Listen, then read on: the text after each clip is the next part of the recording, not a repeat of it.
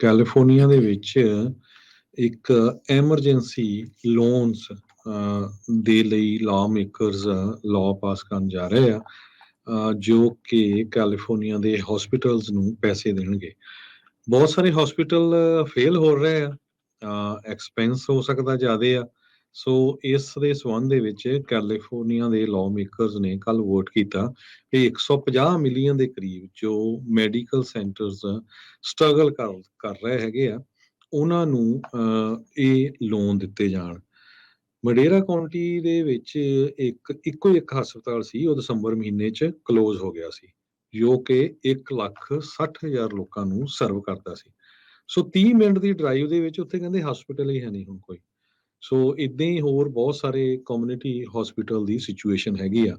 L Santro ਦੇ ਵਿੱਚ, ਮੌਂਟੇਵੇਲੇ, Hawkins, ਵਿਸਾਲੀਆ, ਸਾਰਿਆਂ ਦੇ ਵਿੱਚ ਜਿਹੜੇ ਹਸਪੀਟਲਸ ਆ, ਉਹ ਇੱਕ ਤਰ੍ਹਾਂ ਨਾਲ ਕਲੈਪਸ ਹੋਣ ਦੇ ਕਿਨਾਰੇ ਹੈਗੇ ਆ। ਕੁਛ ਤਾਂ ਬੈਂਕਰਪਸੀ ਕਰਨ ਦੇ ਕਿਨਾਰੇ ਵੀ ਪਹੁੰਚੇ ਹੋਏ ਹੈਗੇ ਆ। ਇੱਕ ਰਿਪੋਰਟ ਜੋ ਕੈਲੀਫੋਰਨੀਆ ਹਸਪੀਟਲ ਐਸੋਸੀਏਸ਼ਨ ਨੇ ਜਾਰੀ ਕੀਤੀ ਆ, ਉਹਨਾਂ ਨੇ ਵਾਰਨਿੰਗ ਦਿੱਤੀ ਆ ਵੀ ਕੈਲੀਫੋਰਨੀਆ ਦੇ 20% ਦੇ ਕਰੀਬ ਹਸਪੀਟਲਸ, ਜੋ ਕਿ 400 ਹਸਪੀਟਲ ਬਣਦੇ ਆ, ਉਹ ਇਸ ਟਾਈਮ ਰਿਸਕ ਦੇ ਉੱਤੇ ਆ ਵੀ ਕਿਹੜੇ ਟਾਈਮ ਬੰਦ ਹੋ ਸਕਦੇ ਆ।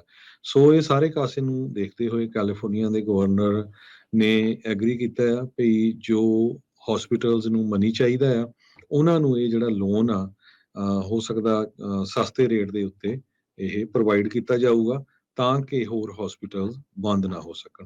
ਜੀ, ਅਗਲੀ ਗੱਲ ਕਰੀਏ ਮਾਰਟਨੀਜ਼ refinery company.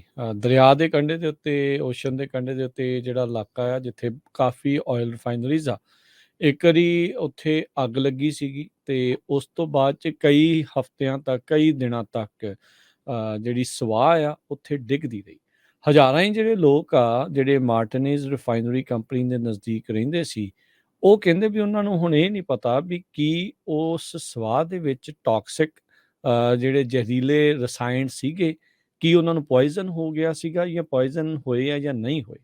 24 ton toxic dusty residue ਜਿਹੜਾ ਗੈਸੋਲੀਨ, ਡੀਜ਼ਲ ਤੇ ਜੈਟ ਫਿਊਲ ਦਾ ਉੱਥੇ 5 ਮਹੀਨੇ ਤੋਂ ਬਾਅਦ ਵੀ ਜਿਹੜਾ ਆ ਉਹ ਡਿੱਗਦਾ ਰਿਹਾ ਆ। ਹੁਣ ਕਹਿੰਦੇ ਵੀ ਇਸ ਮਹੀਨੇ ਦੇ ਅਖੀਰ ਜਾਂ ਅਰਲੀ ਜੂਨ ਦੇ ਵਿੱਚ ਲੈਬ ਦੇ ਨਤੀਜੇ, ਟੌਕਸੀਕੋਲੋਜਿਸਟ ਰਿਪੋਰਟਸ ਜਿਹੜੀਆਂ ਆ ਉਹ ਆਉਣਗੀਆਂ ਵੀ ਕੀ ਉੱਥੇ ਰਹਿਣ ਵਾਲੇ ਲੋਕ ਆ ਉਹ ਪੋਇਜ਼ਨ ਨਹੀਂ ਹੋ ਗਏ, ਜਿਹੜੇ ਟਨਾਂ ਦੇ ਟਨ ਕੈਮੀਕਲ ਡਸਟ ਉਹਨਾਂ ਉੱਤੇ ਡਿੱਗੀ ਸੀਗੀ। ਸੋ ਬੀਤੇ ਵੀਰਵਾਰ ਜਿਹੜੀ ਇੱਕ TRC ਆ, ਜਿਹੜੀ ਕੰਕਰਡ ਬੇਸਡ ਇਨਵਾਇਰਮੈਂਟਲ ਕੰਸਲਟਿੰਗ ਫਰਮ ਆ, ਉਹਨਾਂ ਨੇ ਉੱਥੋਂ ਦੇ ਸੋਇਲ ਸੈਂਪਲ 14 ਵੱਖ-ਵੱਖ ਨੇਬਰਹੁੱਡਸ ਦੇ ਵਿੱਚੋਂ, ਰਿਫਾਈਨਰੀ ਦੇ ਜਿਹੜੇ ਨਜ਼ਦੀਕ ਆ, ਉੱਥੋਂ ਉਹਨਾਂ ਨੇ ਕਲੈਕਟ ਕੀਤੇ ਆ ਤੇ ਉਹਦੀ ਕੰਟੈਮੀਨੇਸ਼ਨ ਦਾ ਡਾਟਾ ਆ ਉਹ ਕਲੈਕਟ ਕਰਨਗੇ।